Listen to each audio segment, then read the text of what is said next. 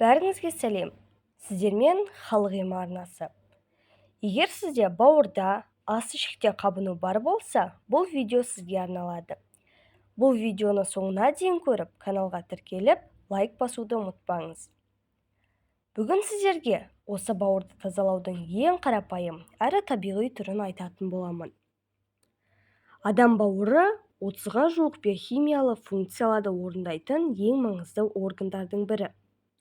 Бауыр адам организмінде өзін-өзі тазарта алатындығымен ерекше. Алайда бірнеше себептерге байланысты бұл орган істен шығады.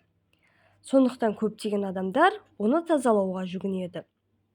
Бүгінгі таңда көптеген клиникалар мен санаторийлер бауырды тазарту бойынша арнайы бағдарламаларды ұсынады. Бірақ сіз бірнеше маңызды ережелерді сақтай отырып, үйде бауырыңызға көмектесе аласыз. Бауырды тазалаудың ең табиғи жолы капуста шырынын ішу. Капуста С витаминіне өте бай.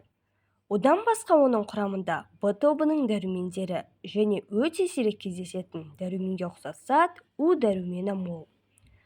Капуста ферменттердің, органикалық қышқылдардың және бауырға аса қажет минералдардың марганец, темір, фосфор, кальций мен калийдің көзі болып табылады.